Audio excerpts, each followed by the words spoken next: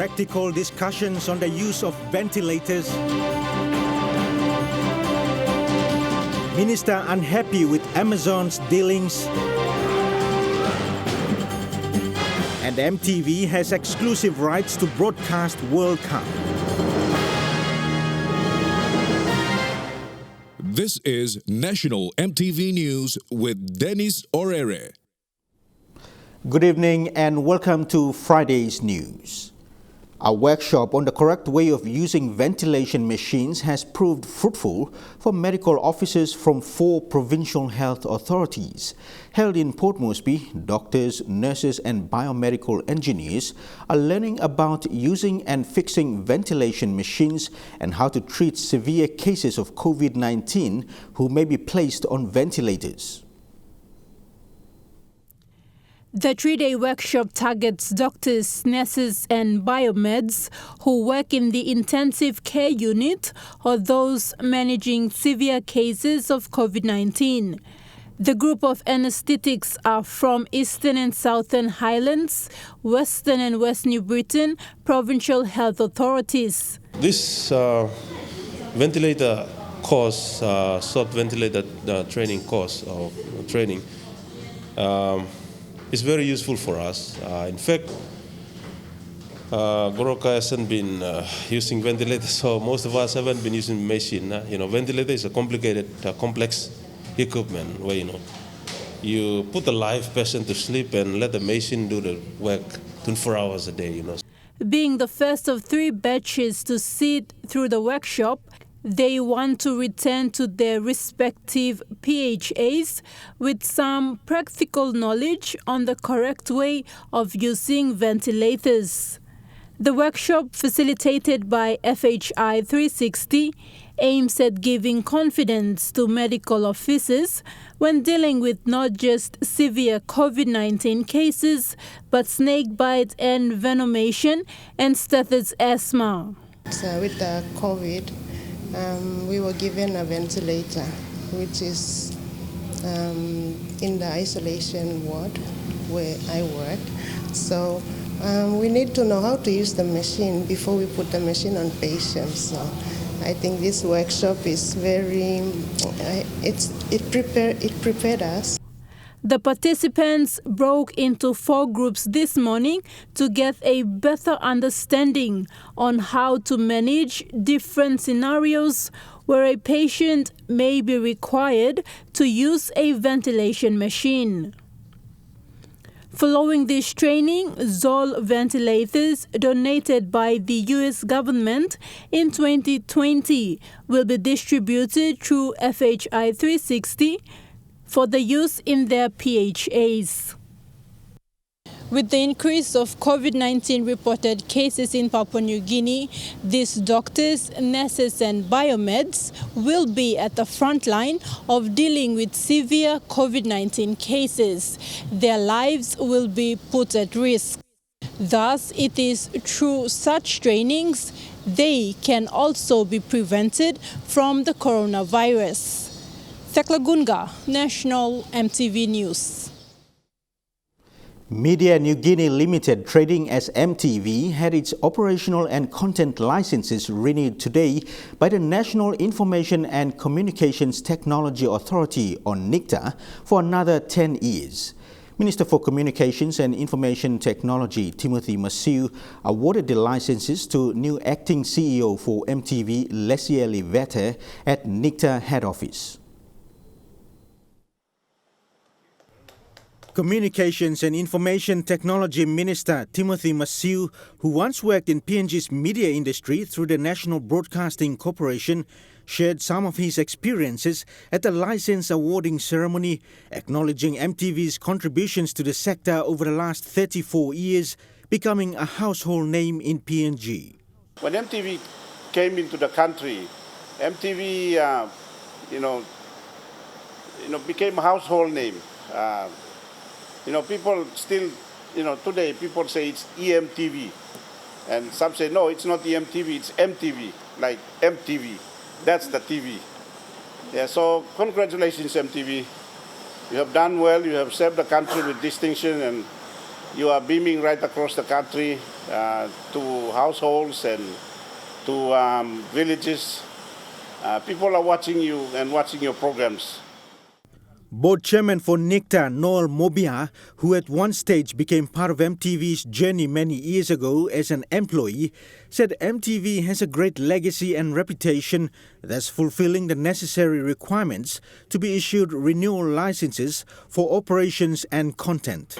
They got a license under the old Telecommunications Act, and when the new one came in, Digicel MTV was given another license, and that's also expired at this time now. So, and we are pleased to say that under Section 57 of the National ICT Act,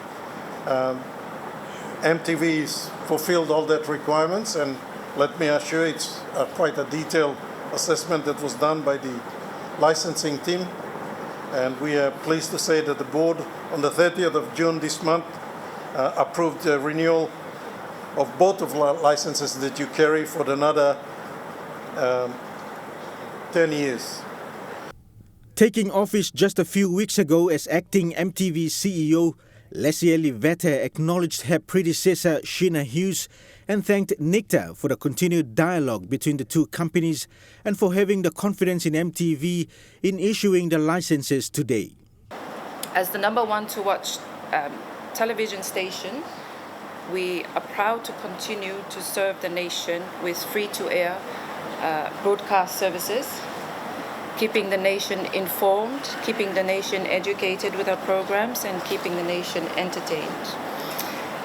As a 100% Papua New Guinean-owned broadcaster, we will continue to focus on producing the most watched local content, providing the nation with free access to national news, current affairs, and programs of various genres, including sports. Acting CEO Vette also highlighted some of the immediate broadcasting agreements that MTV has secured to deliver in the coming weeks and months, particularly international sporting events that involve Papua New Guinea as well. We will include a live and exclusive broadcast of the upcoming Olympic Games, which starts next Friday with the opening ceremony, and also the upcoming Rugby League World Cup featuring PNG Kumals and also the Orchids in October. Minister for Communications and Information Technology Timothy Masiu has expressed frustration over global tech giant Amazon's dealings with the Department of Treasury. The minister and relevant authorities in the ICT sector expressed concern on the dealings during a media conference this afternoon, questioning why they, as the legally appropriate government bodies, have been bypassed. For a technology company like Amazon, who deals with ICT, I'm surprised that they bypassed my ministry and my department in going direct to Treasury Department, which is not the right department to engage in such activities in the country. And so, as minister, I'm upset, and I have to say it. This is not the way we do business in government. We must respect each other in government. Ministers must always respect each other as well. While the Marape government has been doing a lot since this government came into office, in our space, in the ICT space, we have done a lot. And for us to be moving that direction, and for a huge company like the Amazon company coming in and signing up or making connections with a department that is not equally responsible for that service is a slap in the face of my department. The road to independence for Bougainville is a delicate issue, with all parties making their stand known at the recent Joint Supervisory Body consultations in Wabag Anga Province. The parties, the national government and the autonomous Bougainville government are continuing discussions following the 2020 referendum where majority voted for independence. Here's a preview of this Sunday's A Closer Look with Fidelis Sukina. It is always a patriotic moment having to hear the national anthem of your country. That is always the nationalistic scene that plays out in any democratic diplomatic caucus. Amidst the all-rise national anthem of Papua New Guinea by primary school students at the Enga Teachers College, two parties faced each other in the hope of a resolution to a long-standing issue, the secession of Bougainville as an independent nation. Bougainville's desire for independence is a long-standing issue. Even before Papua New Guinea became an independent sovereign nation, on September 16, 1975, the then Bougainville Provincial Assembly announced a unilateral declaration of independence, a UDI, under the Republic of North Solomons on September 1, 1975. Obviously, that didn't get recognition, but it stands in history as one of the moves made to separate from the colonial powers. Colonial powers had Bougainville annexed between Germany and Britain until Australian rule in the early 1900s. Bougainville always had plans for secession from the colonial powers. The idea for secession also fueled the 10-year civil war on the island. Since the ceasefire and the signing of the Bougainville Peace Agreement in 2001, autonomy had been achieved, weapons disposal and the referendum vote. You're watching National EMTV News. More stories after these short messages. Stay with us.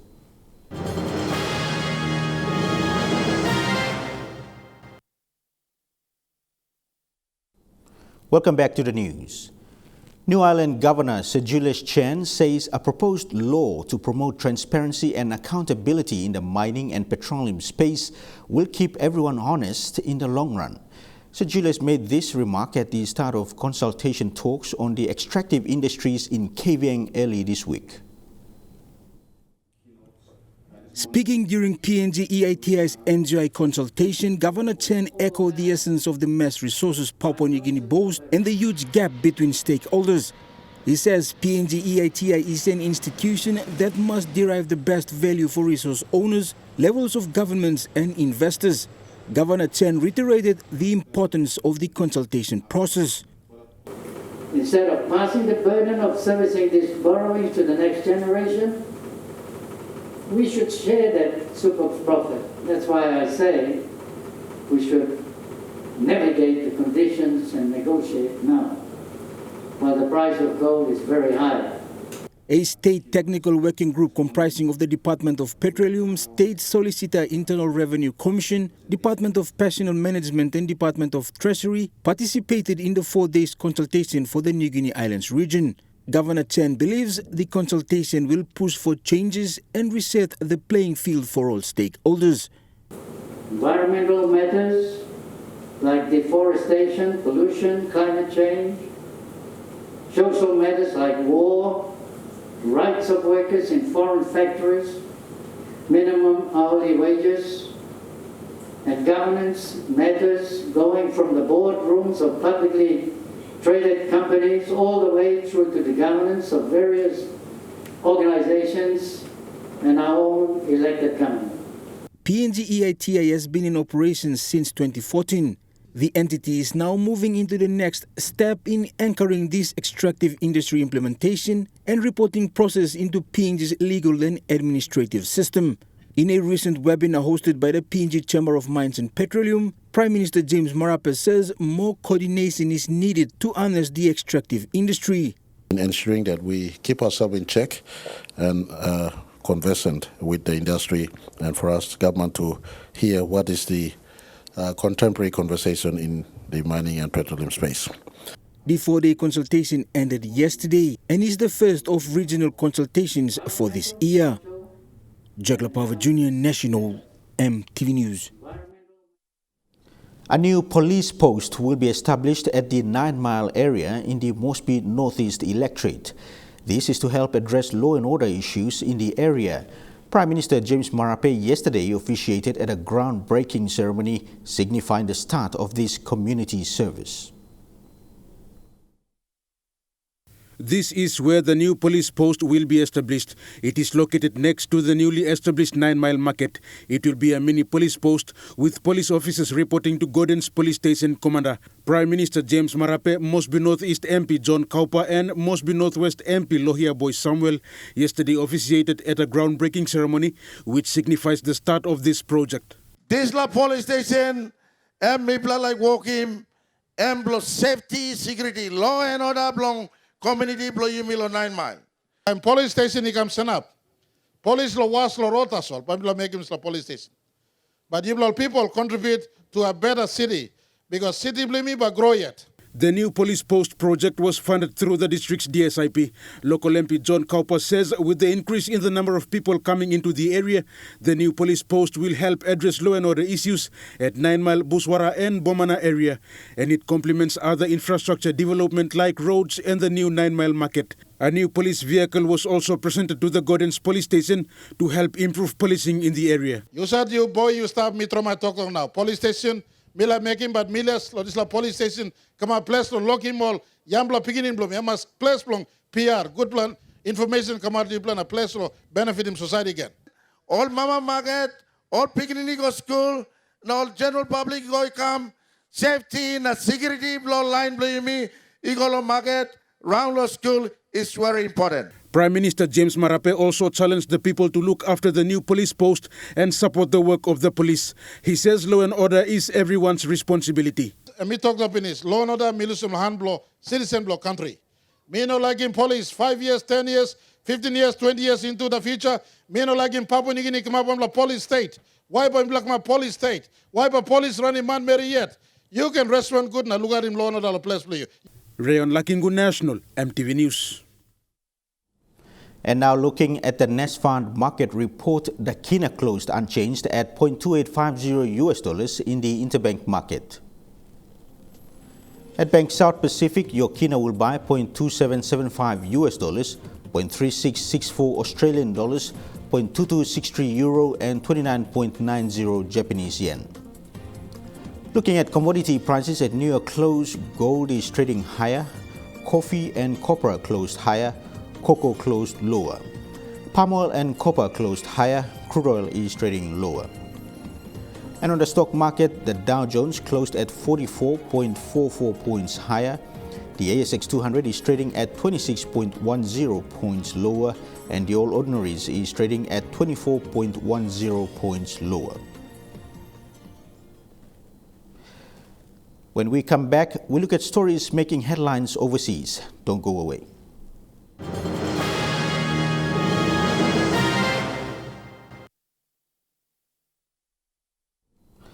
Welcome back.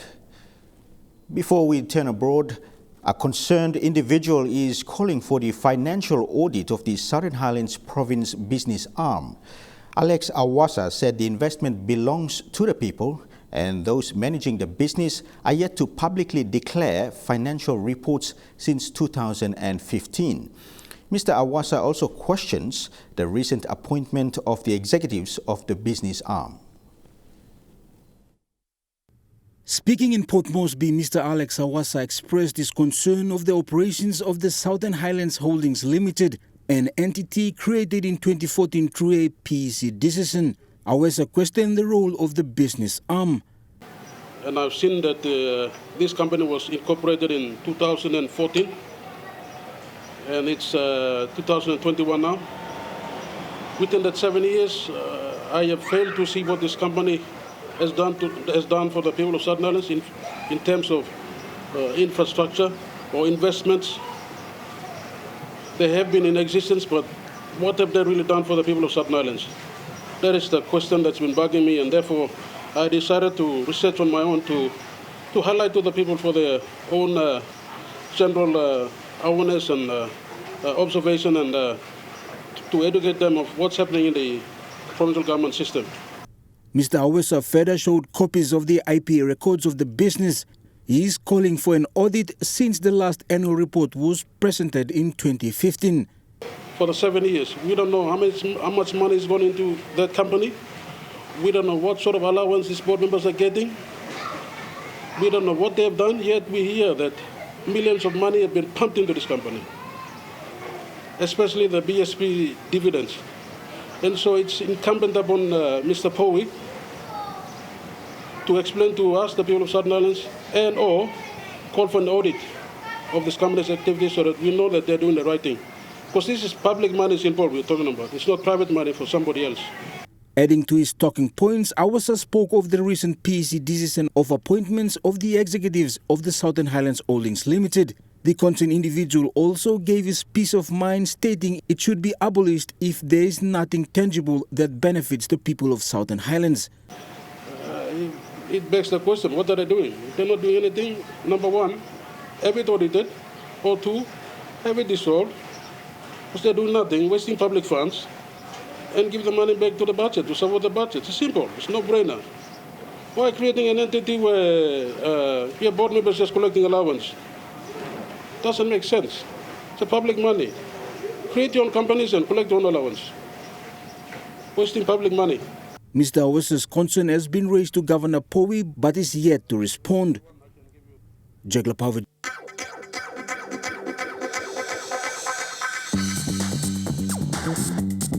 Trukai Sports.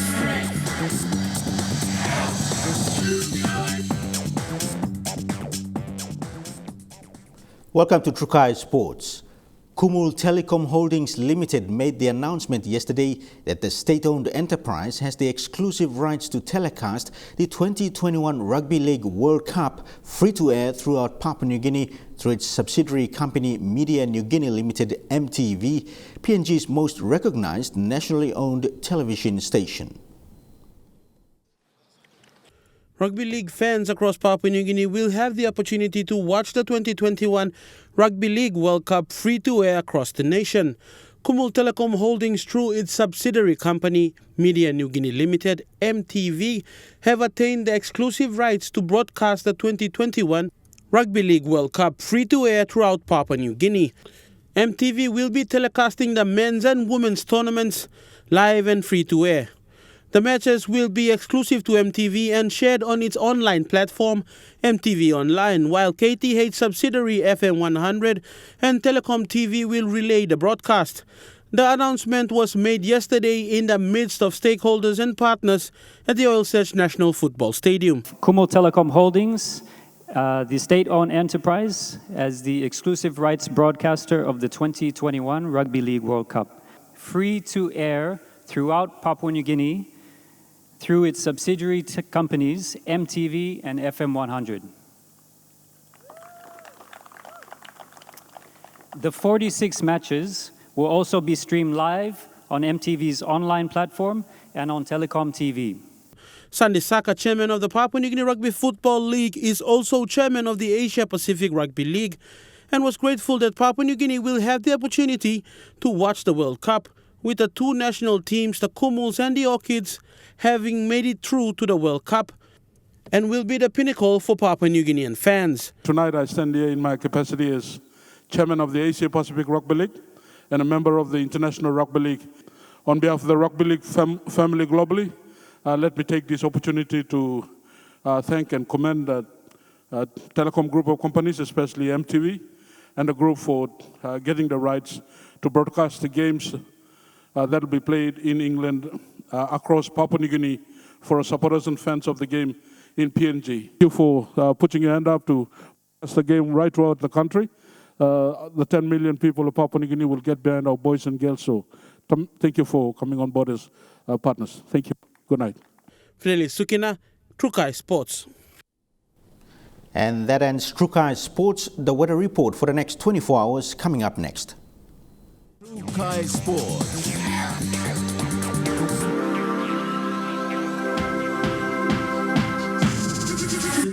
Trukai Sports.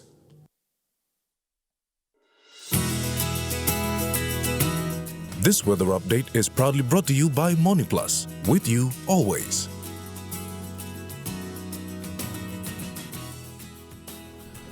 Weather forecast for tonight and tomorrow in the southern region. Port Moresby and Popondetta, mostly fine. Daru, mostly fine and windy. Kerema, partly cloudy. Alotau, fine. To the Momase region, Lae, cloudy periods with brief overnight showers. Medang, brief showers. Wewak, cloudy with a few showers. Vanimo, cloudy with some showers and possible thunderstorm. To the New Guinea Islands, Lorengau, cloudy with some showers and thunderstorms. Kavieng, Kokopo, Rabaul and Buka, few showers. Kimbe, partly cloudy. In the Highlands region, all centers to expect brief showers, then morning fog.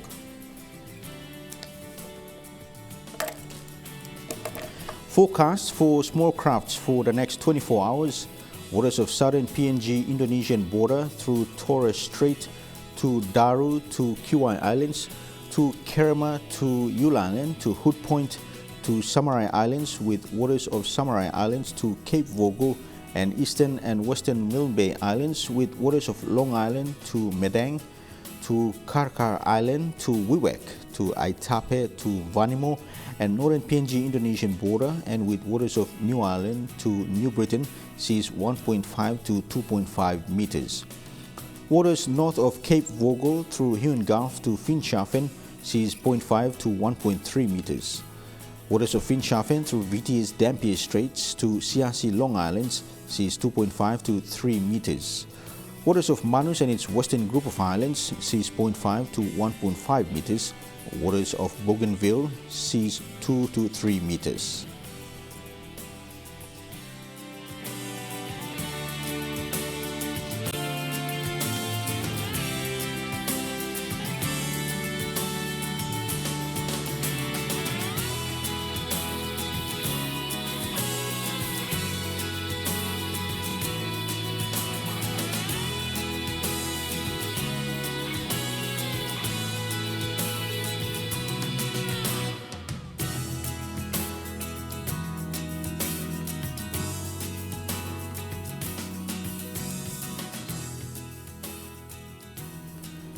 Ocean forecasts for PNG areas in the coral seas. Seas moderate to rather rough with east to southeast winds of 15 to 25 knots. In the Solomon Seas, seas moderate to rather rough, becoming rough over southeastern quadrant with east to southeast winds of 15 to 25 knots, gusting to 34 knots over southeastern quadrant. In the Bismarck Seas, seas moderate to rough with southeast winds of 20 to 34 knots. And in the Pacific Ocean, seas moderate to rough with easterly winds of 20 to 34 knots.